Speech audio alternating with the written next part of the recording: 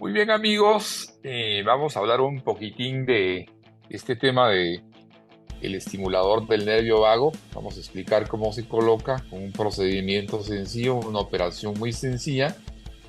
Antes de eso quiero decirles que la epilepsia afecta a un total de 50 millones de personas en el mundo y hasta un 30 a 40% de los casos la epilepsia no se controla con los fármacos antiepilépticos habituales, con el consiguiente efecto, por supuesto, en el neurodesarrollo, en la calidad de vida, que ello supone tanto en los pacientes nuestros como en los familiares.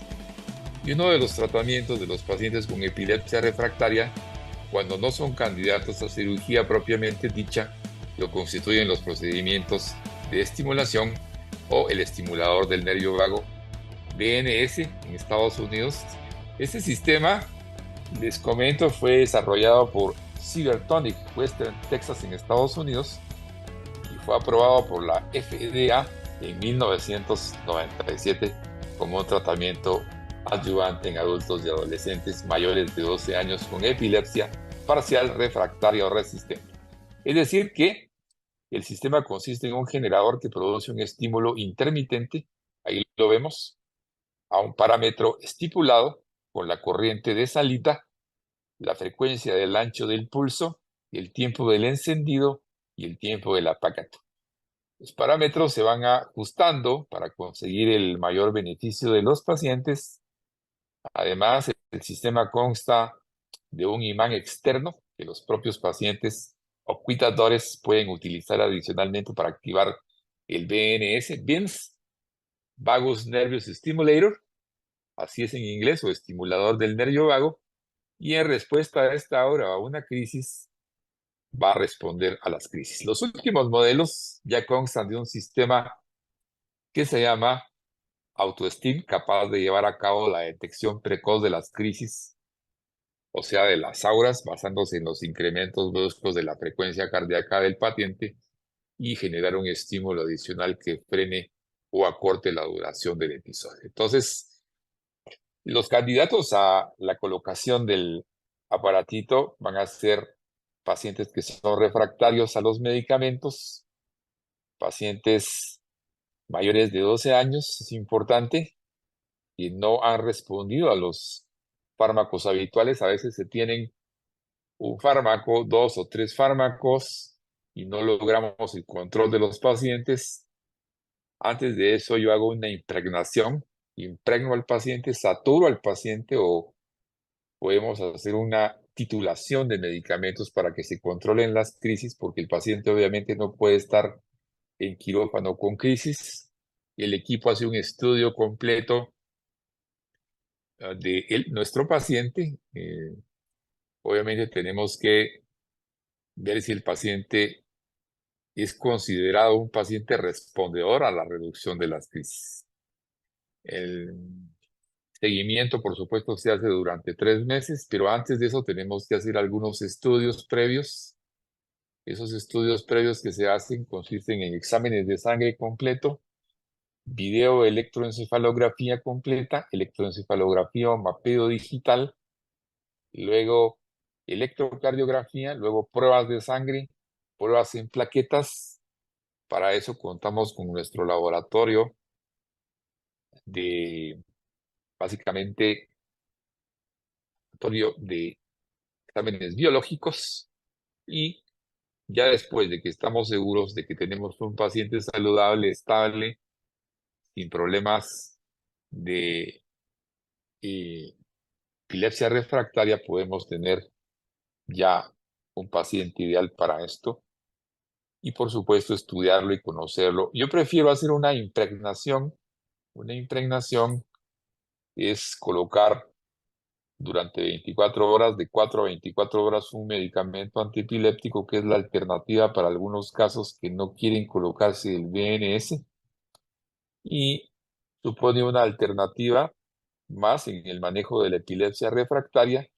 Y los estudios hasta ahorita publicados nos reflejan una mejora no solo de las crisis, sino también una mejora cognitivo-conductual y de la calidad de vida del paciente. Es importante todo esto porque en muchos casos Muchos creen que solo son las crisis, pero realmente también hay mejoras en la cognición, que es memoria, atención, concentración y estado de conciencia y sueño del paciente, en la conducta del paciente de miedo, de estrés y de mucha ansiedad. También hay cambios bastante marcados en la actividad conductual del paciente y por supuesto en la calidad de vida del paciente.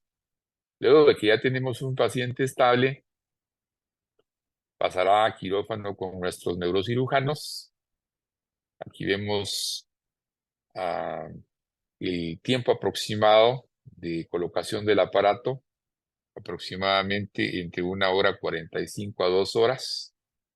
Esto se puede hacer sobre todo en niños, adolescentes y adultos, les recuerdo, mayores de 12 años.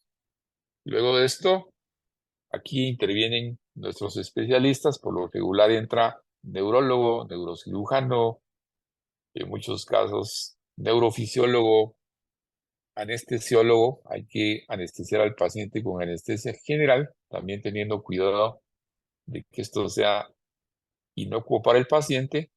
Luego de eso se coloca el aparatito en la parte de la clavícula, del lado por lo regular derecho, y luego de esto lo colocamos hacia una incisión en el nervio vago cerca del cuello.